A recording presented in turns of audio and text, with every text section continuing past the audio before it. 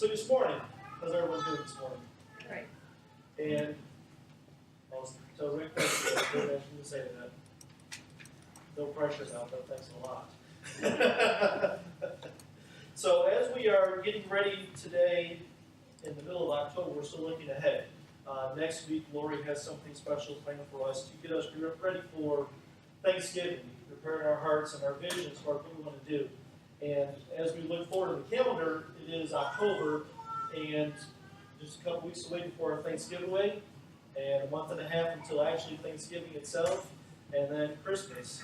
And sometimes we get a fear of what we got to do next, all these things we got to do and plan and prepare for, and sometimes we kind of miss what we're actually doing this for. And we're here today to just kind of get our hearts prepared, our minds set, so that again, this isn't something that should be overwhelming to us. It should be something that we need to fret about. It should be something that we look forward to doing because it's something we want to do. It takes nothing of us to give things away.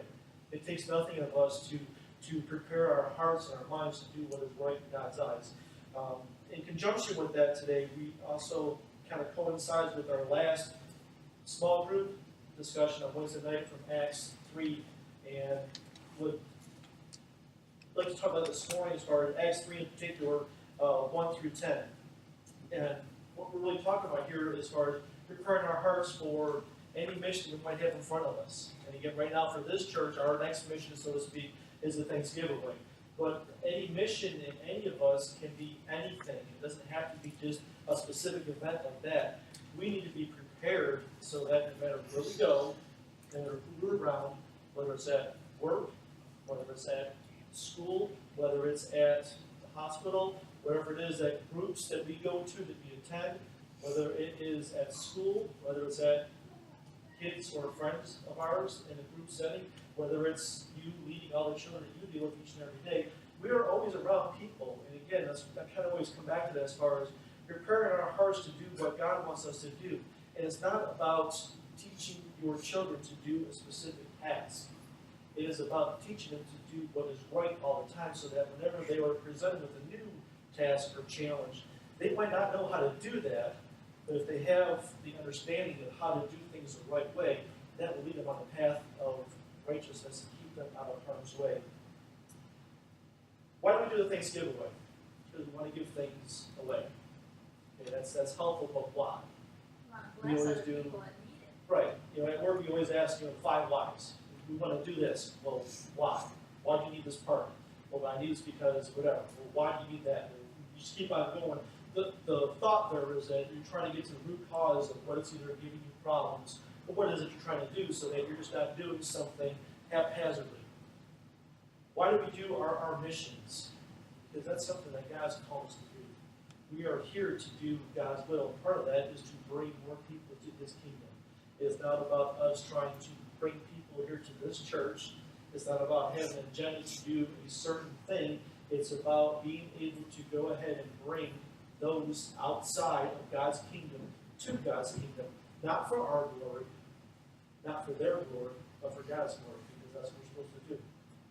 And what do we want to do? We want to bring those people into not this church, but the church as a whole. So who is this church for? It is for single moms who have 2 children who are working 2 jobs to keep food on the table, to make sure electricity stays on. This church is for people who go to rehab, that they can go ahead and get the help that they need. Bring those people in to provide for them, to help them. Not give them things, give them the tools that you've learned to be able to take that out and be prepared for the rest of their lives. Church is for people who might have broken marriages, who need help with their marriages. Bring them someplace, give them someplace to have them come into to give them the help that they need. It may not be able to give them exact information, give them someplace safe they can come into where they can feel like I can be a real person here. I'm not putting my front on, so to speak. We all know people. We're interacting with people all the time. However, sometimes there's that line between I will show you what I want you to see. I'm not going to give you anything else because it's not very easy to say, I have a problem with blah, blah. I am having a difficult situation with this. my marriage is doing this. It is difficult to do that. It's also difficult to get close enough to someone to get the information out of them. It's not that you're trying to pry it and get it out of them. It's just that in order for us to get to that point where you feel comfortable talking with someone on that level, it doesn't happen overnight. You need to be there intentionally. You need to be able to go ahead and have that build up so that you can do that. That's some of the things that we do. The church is here for those who have issues, who have problems. We all have problems. We talk about Wednesday night. Oftentimes, people outside the church think, well, Christians, you're perfect. None of us here are perfect. We're all sinful, but that's why we're here. Sometimes it's not. It's just the opposite. We're not perfect, which is why we're here. We're broken, and we're worn down, and we're tired, and we're hungry, and we're thirsty. That's why we're here, so that when I'm having a bad day, he can pick me up. He knows exactly what's going on in my life because we have that relationship. And the same thing for you and Sarah, whatever it is. We're here to balance each other out. You're up, I'm down. Guess what? Together, we're right there in the middle. That's what we're called to do. Not gloat and say, I'm better than you. No, I'm here to help you when you need it. And then when I'm down, I can make a phone call and do exactly the same thing. Or when you see that I'm down, you make that phone call to me. And you lift me up because you see me down. You can recognize that because you've been around long enough. In Acts 3, 1 through 10, I'll read that scripture right now, please. It says, Now Peter and John were going up to the temple at the hour of prayer, the 9th hour. And a man lame from birth was being carried from the late daily at the gate of the temple, that is called the Beautiful Gate, to ask alms of those entering the temple. Seeing Peter and John about to go into the temple, he asked to receive alms. And Peter directed his gaze at him, as did John, and said, Look at us. And he fixed his attention on them, expecting to receive something from them. But Peter said, I have no silver and gold, but what I do have I give to you. In the name of Jesus Christ of Nazareth, rise up and walk. And he took him by the right hand and raised him up, and immediately his feet and ankles were made strong. Leaping up, he stood and began to walk and entered the temple with them, walking and leaping and praising God. And all the people saw him walking and praising God, and recognized him as the one who sat at the beautiful gate of the temple, asking for alms. And they were filled with wonder and amazement at what had happened to him. So again, this is a familiar story. You've probably all heard this before. Again, in general, it's just talking about the beggar going to the gate, asking for alms, and then receiving something more from Peter and John. So as we go through some of these verses a little more in depth, let's take a look at the first one, is Acts 3:1. So again, it says, Now Peter and John were going up to the temple at the hour of prayer. Why were they going? To pray. Right. Why then? Because that's the time they went. It was, I will say tradition, that was their pattern. Just like you have to go to work. Every day they went to the temple because at that time they all went there to pray together. Them and thousands of friends there at the same time, doing exactly the same thing. So it was common for everybody to do that. When we talked about sometimes, and I forget who mentioned it, I think it was Wanda. When she was growing up, like all of us, we would ask the same question to our friends, hey, when do you go to church? It was familiar, so back then it was the same thing. They didn't have to ask if they all went to the temple at the same time, every single day, to pray, intentionally. Why? Because that's what they wanted to do. It was their custom. In 3:2, the man lame from birth was being carried from the late daily at the gate of the temple that is called the Beautiful Gate to ask alms of those entering the temple. So a man was being carried. By whom? Assumption is family, friends, loved ones. Someone did that intentionally. Every single day they took that man there. Why? Because that's just what they did. The alms, they were looking for a handout, whether it's gold, silver, food, something that man could get that he couldn't get on his own. But again, his family was carrying him, or his friends were carrying him there, so every day it was intentional. They chose that spot. The Beautiful Gate. Lois, what's the first thing about them? That's okay. Real simple question. Real estate. What's the three biggest things about real estate? Location, location, location. So this poor beggar went ahead and chose the Beautiful Gate. He didn't choose the nasty, dirty, dingy gate that no one goes by. He chose the Beautiful Gate. Why? Where are you going to go? The beautiful gate or the over here? Is it the Girl Scouts? They don't sell cookies at Subway. Not picking on Subway. Where are you going to go? I want to go outside Walmart. Why? Because you got more people coming out of Walmart. Location. They're ready to do that. That's what he was doing. His friends or family intentionally picked him up, took him to the temple. Not just the temple, not just any kid. He didn't take him like first thing in the morning. Took him the 9th hour. You go to the temple, no one's there, no one's passing by. You don't go to Walmart 2 o'clock in the morning, no one's going to come by. You're not going to sell any cookies. They were doing exactly the same thing. Again, the beautiful gate. Why? Because more people can go through there. You got more opportunity to give you a handout. He's looking for somebody to help him out. Again, gold, silver, food, whatever it was, ounce was just a name for anything that somebody can give to you. In verse, let's see here, 3, it says, seeing Peter and John come about and go to the temple, he asked to receive alms. So again, right there, he's looking at them, he's asking for something. He looked at them intentionally. Sometimes you may hear somebody asking you for something, but if I don't make eye contact with a little girl selling cookies, I don't feel so bad walking by. If you get the little beady line, some cookies, I don't have it in me to say no. So, again, this beggar doing exactly the same thing. I can make eye contact with you. Next little step in personal relationship, so it's not just me talking to somebody, I'm talking to you. That was not a group of 20 or 15 or 10, it's one. I'm asking you, intentionally, specifically, would you please help me?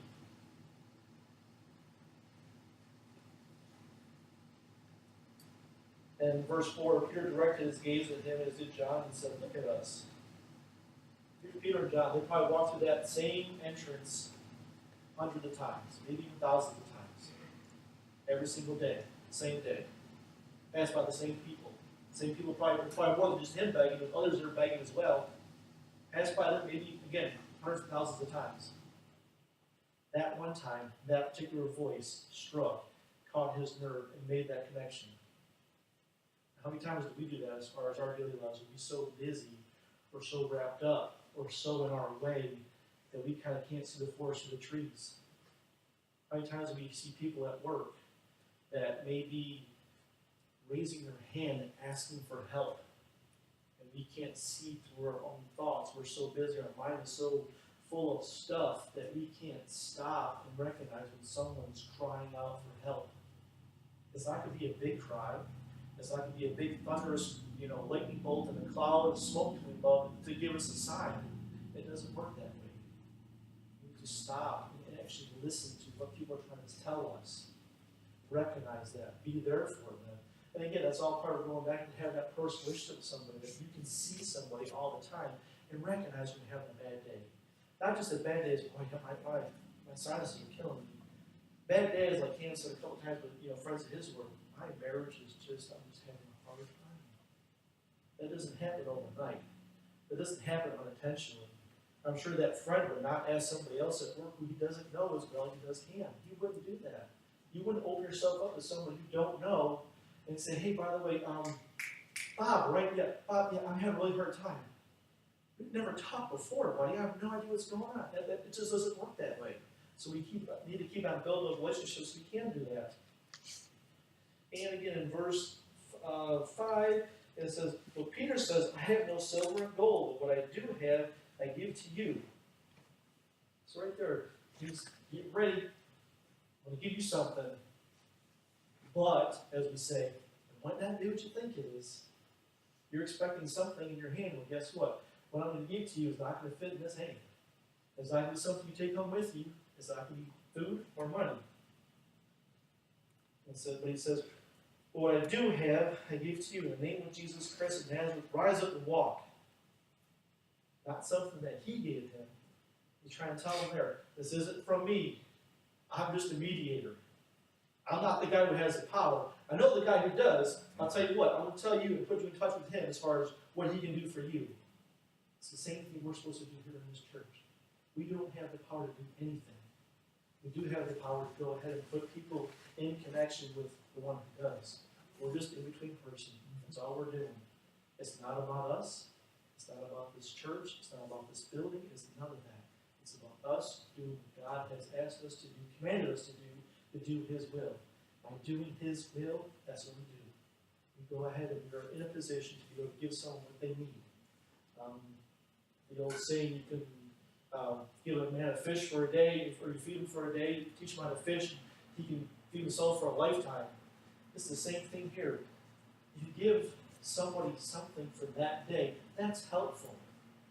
Give them the gift that keeps on giving, the gift of Jesus Christ that will be in their lives forever, so that you have the skills going forward to do what you're supposed to do. That's great. We need to pass that along, give that to others. That's what we're trying to do. Give them the life skills, so to speak, that they need to provide for them going forward. We're not going to be there every single day to give them food. If we leave them to Jesus, they will give them the opportunity to take care of themselves. And again, the biggest thing there, again, it's not Peter. This is not Peter. It is not John. This is all coming from Jesus. And in verse 7, and he took him by the right hand and raised him up immediately, and his feet and ankles were made strong. Amazing. Miracle. Sometimes we don't see miracles. We miss them. Something like that is absolutely amazing. Sometimes we have little miracles that we need to.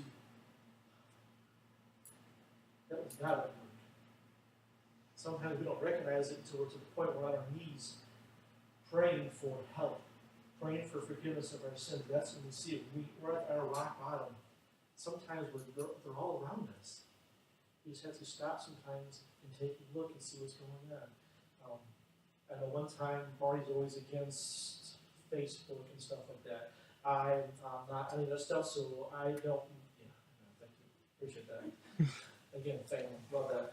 So I'm not a part of that. I don't understand that. I don't speak that language, and not saying it's good or bad, but it's just like sometimes we kind of get lost in, oh, you're one of 300, whatever it is, as far as a message. Okay, how about you send that person a personal message if you see something's going wrong? Pick up the phone and give them a call and say, hey, how are you doing? It's easier for us to kind of send an email to everybody and say, hope you're doing well. If you need anything, let me know. Well, if I send that email to everybody, but if I call, Joe in particular, Joe, I have an issue, can you help me with that, or vice versa? That's more intimate. That's more personal. Use what we have.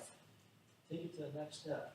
Allow it to be more personal. Allow it to be more us with somebody else, not just about the whole group, and kind of clear our conscience and say, oh, I'm good. I did my part. In verse 8, and leaping he stood up and began to walk, entering the temple with them, walking and leaping and praising God. All the people saw him walking and praising God, and recognized him as the one who sat at the beautiful gate of the temple, asking for alms. They were filled with wonder and amazement at what had happened to him. Again, there's no mistake that miracle take place. That miracle did take place. Again, it wasn't John, it wasn't Peter. It was all about God. He did that for him. And what happens when someone sees a miracle, you've got a special gift. How can I get some of that? Or better yet, I saw you do something for somebody else. It wasn't about you. You didn't make it about you, but you did something for somebody else. That was pretty awesome.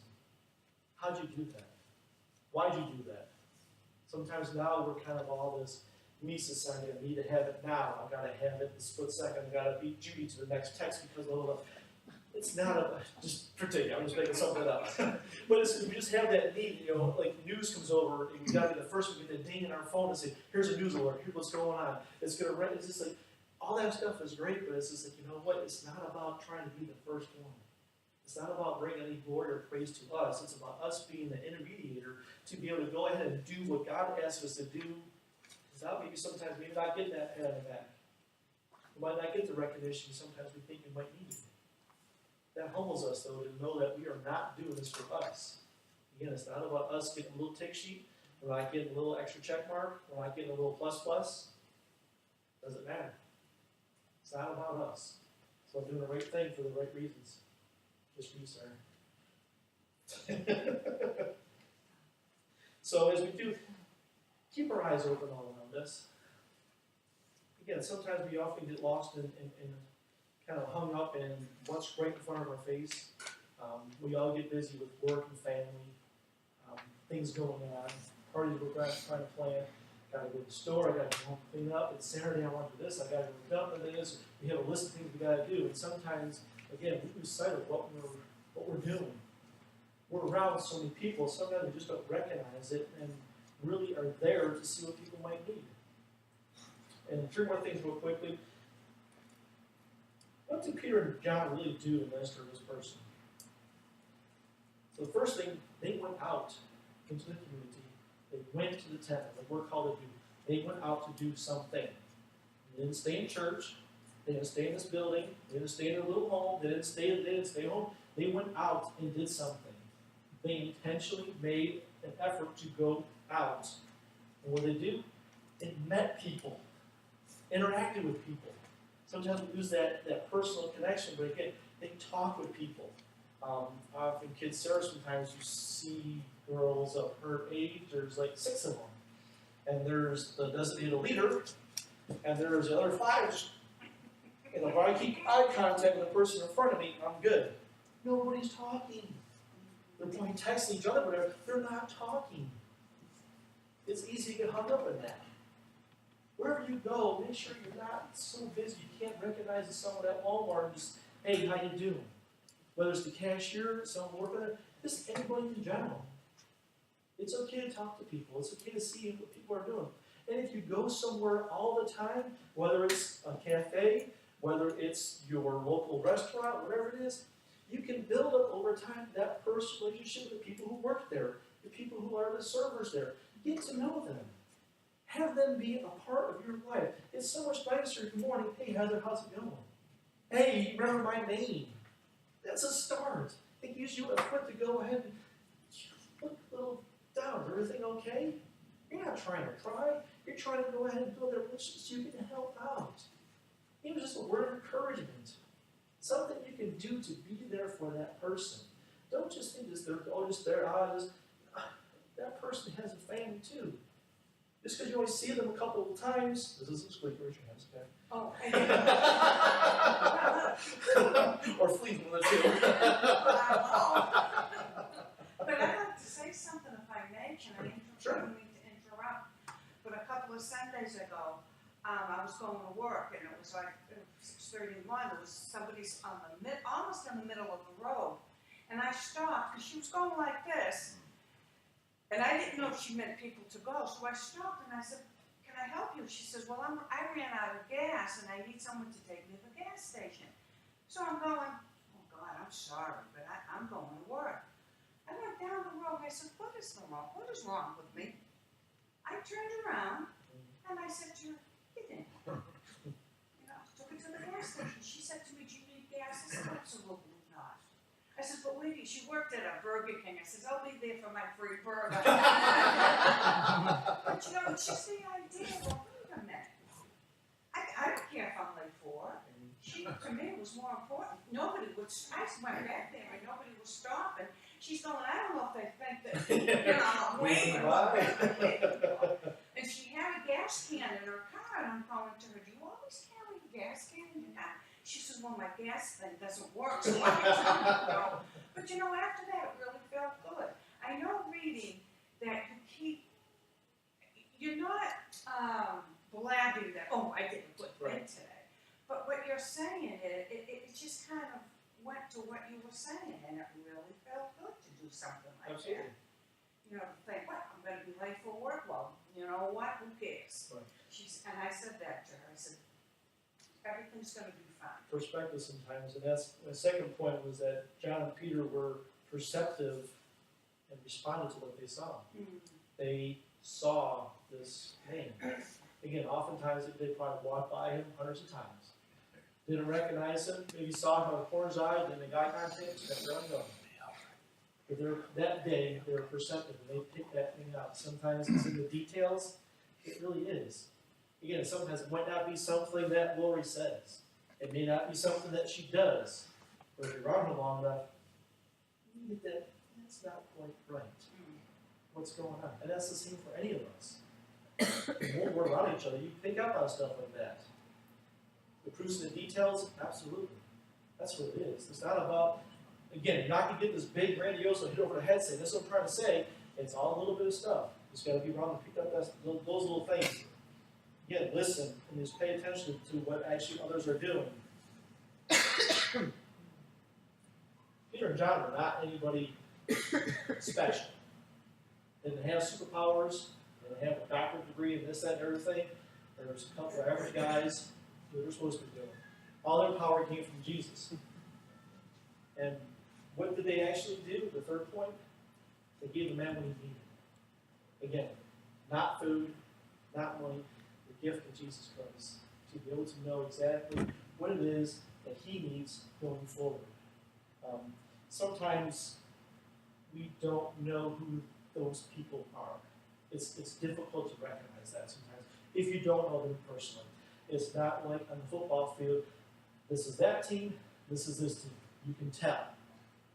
We don't know.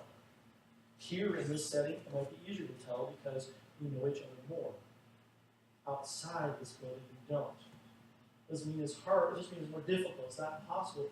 We just need to be out there more often intentionally. Again, I always tell the kids, do the right thing for the right reasons. And it's just that if we're out in public, wherever you're at, work, school, whether it's doing something for a club, or if you act the way you should, if you talk the way you should, you will be in a position no matter what, where, and when to do God's will. And that's all we're trying to do.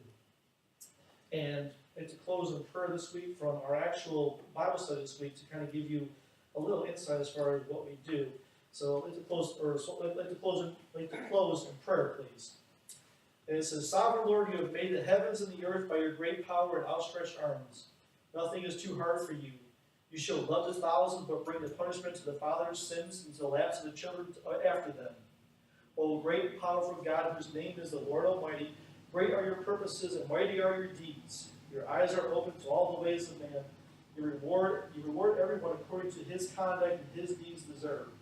You perform miraculous signs and wonders in Egypt and have continued them to this day, both in Israel and among all mankind, and have gained renown that is yours today. Lord, we thank you again so much for this day. I want to thank you for the word you have in preached this morning. I ask for your continued guidance and strength and blessing in all that we do so we can better understand your word. Help us, Lord, to be able to be more like Peter and John, that we are able to go ahead and see those around us who need help. Give us the strength and the courage to do something about it. Give us the words to speak and the actions to do, Lord, so we can glorify you in all that we do. It is in your name that we pray. Amen.